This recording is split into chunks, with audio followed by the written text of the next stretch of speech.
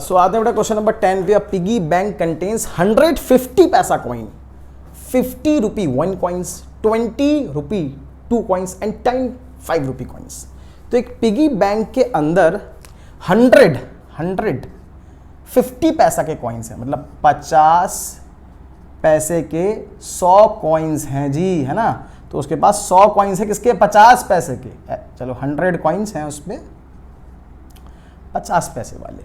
51 rupee coins, तो उस पर 50 कॉइन्स हैं 1 रुपये वाले, ठीक है। 22 रुपी कॉइन्स, 20 कॉइन्स हैं उस पर 2 रुपये वाले। एंड 10 5 रुपया 5 कॉइन्स, और उस पर 10 कॉइन्स हैं 5 रुपये वाले, ठीक है। अच्छा, तो अगर ऐसे हम देखें बेटा तो टोटल कॉइन्स कितने हो गए भाई? टोटल कॉइन्स कितने हो गए? 100 प्लस 50 प्लस 20 प्लस 10। सो 150 150 प्लस 20 170 प्लस 10 180। ओके जी, टोटल 180 कॉइन्स हो गए। आपको बतानी है प्रोबेबिलिटी दैट द कॉइन, है ना, मतलब जब उस पिगी बैंक को उसने अपसाइड डाउन करा ना ऐसे करके, तो आपको बतानी है जो कॉइन बाहर आया वो 50 पैसा कॉइन था, ठीक है। तो प्रोबेबिलिटी ऑफ ए 50 पैसा कॉइन, तो टोटल नंबर ऑफ 50 पैसा कॉइन कितने हैं? 100 अपॉन में टोटल कॉइन्स कितने हैं? 180, विच इक्वल्स 10/18 विच इक्वल्स 5/9, ठीक है ना भाई। 2 5 10 2 9 18 5/9। अच्छा, अब वो बोल रहे हैं विल नॉट बी अ रुपया 5 कॉइन। क्या प्रोबेबिलिटी है कि 5 रुपए का कॉइन नहीं होगा, ठीक है।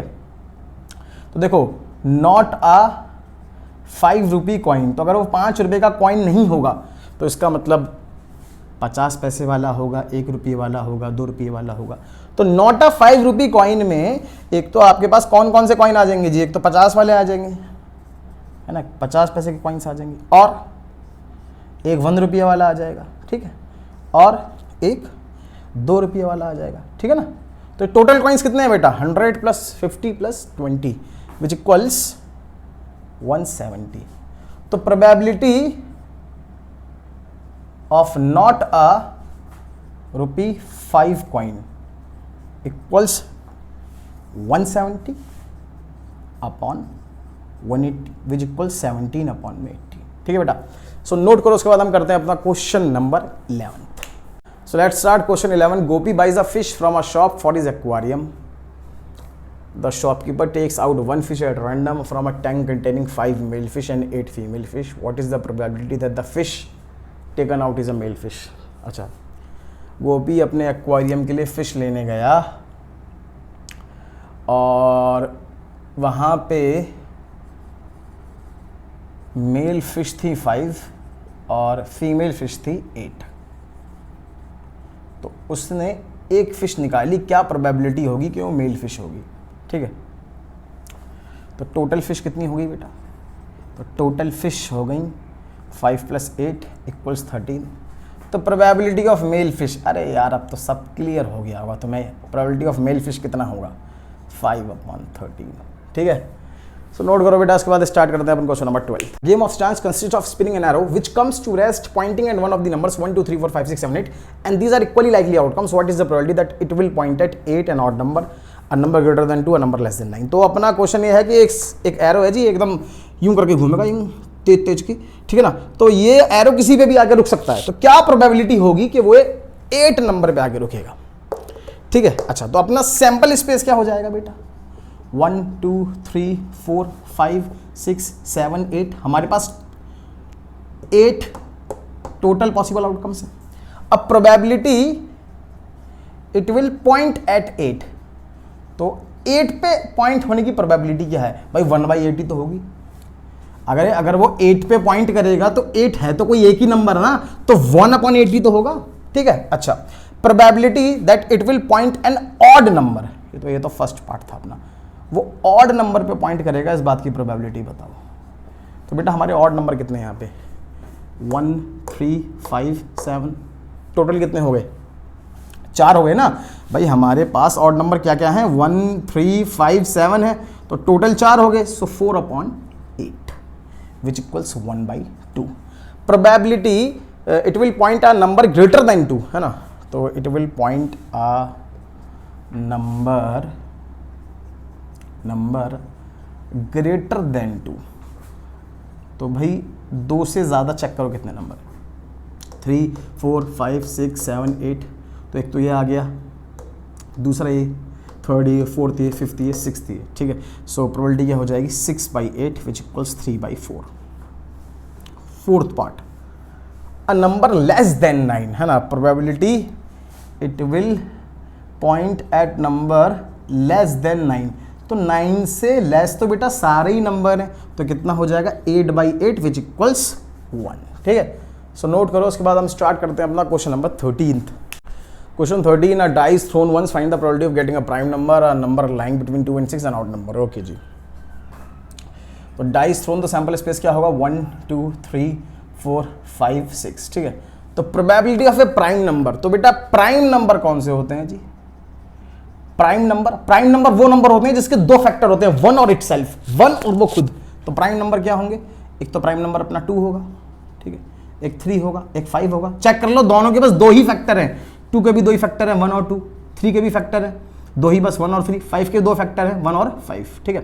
तो प्रोबेबिलिटी ऑफ प्राइम नंबर, तो प्रोबेबिलिटी ऑफ प्राइम नंबर क्या होगा जी?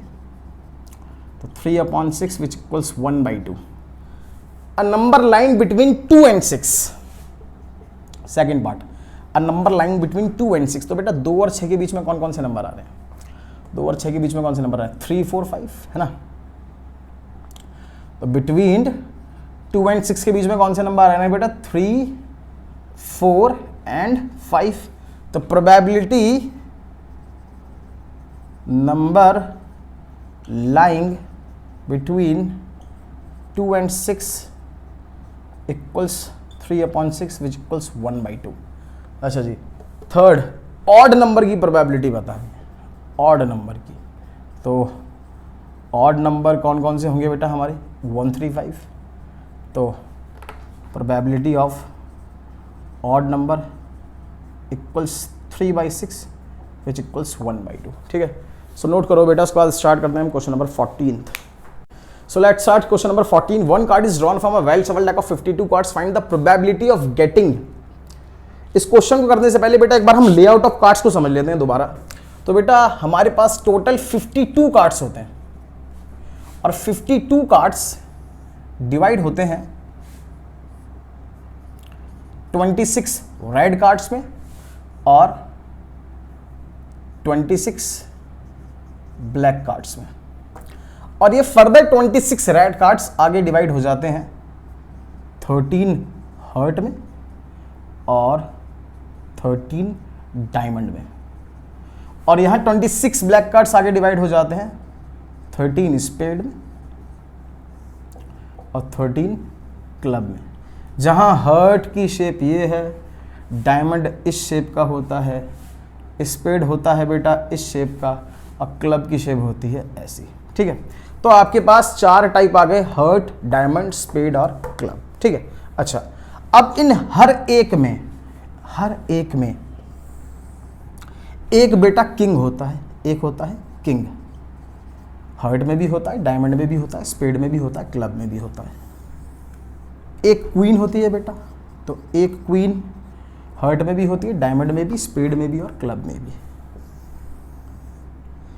एक जैक होता है, हर्ट में भी, डायमंड में भी, स्पेड में भी, क्लब में भी, और बेटा एक एस होता है, वो हर्ट में भी होता है, डायमंड में भी होता है, स्पेड में भी होता है और क्लब में भी होता है। और उसके बाद कार्ड आते हैं 2 to 10। अब ये 2 to 10 क्या है, क्लियर करता हूं मैं आपको। 2 to 10 नंबर्ड कार्ड्स, मतलब कुछ कार्ड्स ऐसे होते हैं जिसपे 2 नंबर की मार्किंग होती है, एक ऐसा कार्ड जिसपे 3 नंबर की मार्किंग होती है, एक ऐसा कार्ड जिसपे 4 नंबर की मार्किंग होती है। तो ऐसे 2 से 10 तक कार्ड्स होते हैं। तो 2 से 10 तक कितने हो गए? 9, 9, 9, 9, ठीक है ना। तो 9 1 10, 10 1 11, 11 1 12, 12 1 13, तो 13 कार्ड्स यहां हो गए, सेम यहां, सेम यहां, सेम यहां, ठीक है। तो ये अपना लेआउट हो गया बेटा। अब वो आपसे पूछ रहा है probability of getting a king of red colour. तो हमारे पास रेड कार्ड कितने हैं? 26, और एक किंग जो रेड वाला है वो हर्ट में होगा और एक किस में होगा, डायमंड में होगा। भाई स्पेड और क्लब में तो ब्लैक किंग होंगे ना, तो प्रोबेबिलिटी, अगर मैं फर्स्ट पार्ट की बात करूं तो probability a king of red colour equals 2 upon total cards 52। भाई रेड कलर किंग कितने हैं, 2 है ना, अपॉन में टोटल कार्ड्स 52। ठीक है। Second part, probability of face card. अब बेटा फेस कार्ड क्या होते हैं वो ध्यान से देखना। किंग, क्वीन और जैक, इन तीनों कार्ड्स पे फेस बने होते हैं, तो हम इन तीनों को फेस कार्ड्स बोलते हैं। तो टोटल फेस कार्ड्स कितने हो गए भाई, यहां 3, यहां 3, यहां 3, यहां 3, टोटल 12 हो गए ना। भाई 3 फेस कार्ड्स तो हर्ट में हो गए, 3 फेस कार्ड्स डायमंड में, 3 फेस कार्ड्स स्पेड में और 3 फेस कार्ड्स क्लब में, तो टोटल कितने हो गए, 12 हो गए। तो प्रोबेबिलिटी मैं यहीं कर दे रहा हूं यार, देखो आगे स्पेस नहीं है ना, तो प्रोबेबिलिटी ऑफ फेस कार्ड, तो फेस कार्ड कितने होंगे, 12 upon 52। Probability of red face card, तो रेड फेस कार्ड बताने, तो रेड फेस कार्ड हमने आपको क्या बताया, किंग, क्वीन और जैक, तो रेड फेस कार्ड कितने होंगे भाई, 1 2 3 4 5 6। तो probability of red face card equals 6 upon में 52। फिर हमें बताना probability of the jack of hearts, तो हमें जैक बताना है वो भी हर्ट का। टोटल जैक तो 4 हैं, लेकिन जैक ऑफ हमें हर्ट्स बताना है, तो वो तो एक ही है ना। तो probability of jack of hearts तो इक्वल्स 1 अपॉन 52। फिर हमें बतानी है स्पेड की प्रोबेबिलिटी, तो बेटा टोटल स्पेड कितने होते हैं अपन के, 13 होते हैं, तो probability of a spade equals 13 upon 52। फिर उसने बोला आपको probability of queen of diamonds, diamond की क्वीन बतानी है भाई, डायमंड और उसकी क्वीन बतानी है, तो कितनी होगी, 1 होगी। तो probability the queen of diamonds equals 1 upon 52। ठीक है ना। तो एक बार इसे रिड्यूस भी कर लें जी, तो ये कितना हो जाएगा अपना, 1 अपॉन 26 हो जाएगा, और 4 3 ज़ा 4 1 ज़ा 4 4 3 ज़ा 12, तो इक्वल्स 3 अपॉन 13, 6/52, तो 2 3 ज़ा 2 26 ज़ा, तो 3/26, 13/52 कितना हो जाएगा बेटा, 1/4 हो जाएगा। ठीक है। सो नोट करो बेटा, उसके बाद हम स्टार्ट करते हैं अपना क्वेश्चन नंबर 15। सो स्टार्ट करते हैं बेटा question number 15। 5 cards the 10 jack queen king and ace of diamonds are well shuffled with their face downwards. तो हमारे पास 5 कार्ड्स हैं। एक तो द 10 मतलब अरे ऐसा कार्ड जिसपे ऐसे 10 नंबर की मार्किंग हो। ठीक है। Jack queen king and ace of diamonds are well shuffled, एक कार्ड हमने उठाया, क्या प्रोबेबिलिटी है कि वो क्वीन होगी। तो एक बात देखो बेटा, टोटल कार्ड्स हमारे पास कितने हैं भाई, टोटल कार्ड्स तो 5 है ना, पहला ये रहा, दूसरा ये रहा, थर्ड ये रहा, फोर्थ ये रहा और फिफ्थ एस ऑफ डायमंड्स ये रहा, तो टोटल कार्ड्स हो गए 5। What is the probability that card is queen, तो प्रोबेबिलिटी ऑफ क्वीन हो जाएगा, तो क्वीन अपने पास एक है 1/5। अरे टोटल कार्ड्स 5 हैं, उसमें हमारे पास क्वीन तो एक ही है ना, तो प्रोबेबिलिटी ऑफ क्वीन क्या होगी 1/5। सेकंड पार्ट में कह रहा है if the queen is drawn, queen को हमने ड्रॉन करा एंड पुट असाइड और साइड में रख दिया। अब क्या प्रोबेबिलिटी है कि सेकंड कार्ड एक एस होगा। ठीक है, बहुत ध्यान से देखना, बहुत ध्यान से देखना। Queen is drawn and put aside, and put aside, तो बेटा टोटल कार्ड्स कितने बचेंगे अब, तो टोटल कार्ड्स लेफ्ट तो फिर 5 - 1 4 हो गए ना। अब वो आपसे पूछ रहा है एस की प्रोबेबिलिटी बताओ, तो एस भी कितना है जी, एक ही है, तो 1/4 हो जाएगा। भाई आपने क्वीन निकाली साइड में रख दी, तो टोटल कार्ड्स कितने बचे, क्वीन निकाल दिया आपने तो 5 - 1 4। ठीक है, अब एस की प्रोबेबिलिटी बतानी है हमें, तो एस तो एक ही है, तो प्रोबेबिलिटी ऑफ एस 1/4। फिर उसके बाद वो आपसे पूछ रहा है प्रोबेबिलिटी ऑफ क्वीन, भाई क्वीन तो हमने निकाल दी, तो क्वीन तो है ही नहीं अब, सो 0/4 इक्वल्स 0। सो बेटा नोट करो, उसके बाद हम स्टार्ट करते हैं अपना question number 16। Question 16, 12 defective pens are accidentally mixed with 132 good pens. It is not possible to just look at a pen and tell whether or not it is defective. One pen is taken out random from this lot. Determine the probability that the pen taken out is a good one, ठीक है। तो defective pens 12 हैं और जो good pens हैं वो 132 हैं। सो बेटा टोटल पेन्स कितने हो जाएंगे? 132 प्लस 12 विच इक्वल्स 144। और एक पेन हमें निकालना है, क्या उसकी प्रोबेबिलिटी है कि वो गुड वन होगा, ठीक है ना। तो प्रोबेबिलिटी ऑफ गुड वन, तो टोटल हमारे पास गुड पेन कितने हैं बेटा? 132 अपॉन में टोटल पेन्स 144, ठीक है। सो 2 6 12, 2 6 12, 2 7 14, 2 2 4, 33 36 3 11 3 12, तो 11/12 आ गई जी प्रोबेबिलिटी, ठीक है। सो नोट करो बेटा, उसके बाद स्टार्ट करते हैं हम question number 17। Question 17, a lot of 20 bulbs contain 4 defective ones. One bulb is drawn at random from the lot. What is the probability that this bulb is defective? तो आते हैं बेटा इसके फर्स्ट पार्ट पे। a lot of 20 bulbs, तो total bulbs कितने हैं? 20 हैं। तो उसमें डिफेक्टिव बल्ब्स कितने हैं? डिफेक्टिव बल्ब्स हैं 4। तो बेटा नॉन डिफेक्टिव कितने होंगे? सो नॉन डिफेक्टिव होंगे 20 - 4 कितने? 16 होंगे, ठीक है।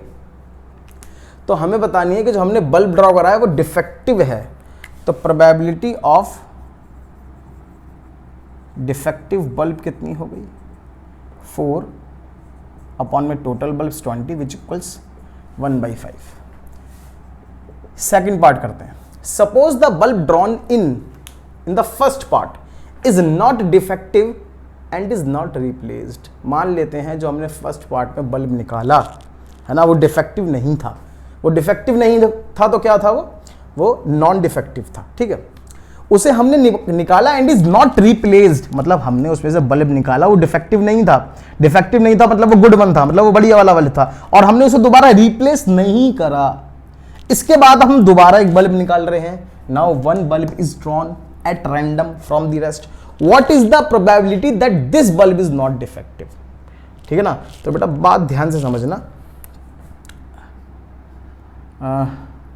जो हमने फर्स्ट बल्ब ड्रॉ करा था है ना, तो first bulb drawn was not defective and not replaced, मतलब उस बल्ब को हमने निकाल लिया फिर दोबारा नहीं रखा। तो हमारे पास अब टोटल बल्ब्स कितने बचे भाई? टोटल बल्ब्स कितने बचे? 20 - 190। और वो जो एक बल्ब कम हुआ है वो किस में से हुआ है भाई? वो तो नॉन डिफेक्टिव में से ही हुआ है ना। तो नॉन डिफेक्टिव कितने हैं अपने? 16 - 1 15। अब हमें बतानी है प्रोबेबिलिटी उस बल्ब की जो कि नॉट डिफेक्टिव है। तो प्रोबेबिलिटी ऑफ नॉट डिफेक्टिव क्या हो जाएगा? 15 अपॉन में 19 हो जाएगा, ठीक है ना। मैं एक बार दोबारा बता दे रहा हूँ आपको। देखो एक लॉट में 20 बल्ब थे जिसमें 4 डिफेक्टिव थे, ठीक है। हमें प्रोबेबिलिटी बतानी है डिफेक्टिव बल्ब की। तो टोटल बल्ब्स 20 हो गए, डिफेक्टिव बल्ब्स हैं 4, तो नॉन डिफेक्टिव कितने होंगे? 20 - 4 16। तो प्रोबेबिलिटी ऑफ डिफेक्टिव बल्ब कितना हो गया? 4/20 विच इक्वल्स 1/5। अब सेकंड पार्ट में वो बोल रहा है कि उसने जो पहले बल्ब निकाला था वो डिफेक्टिव नहीं था, वो डिफेक्टिव नहीं था मतलब वो बढ़िया बल्ब था, और उसने उसे दोबारा रिप्लेस नहीं करा। तो जब रिप्लेस नहीं करा तो वो एक बल्ब निकाल लिया, तो टोटल बल्ब्स कितने बचे? 20 - 1 19।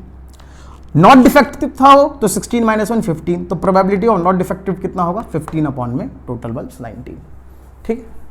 सो बेटा नोट करो, उसके बाद हम स्टार्ट करते हैं अपना क्वेश्चन नंबर 18।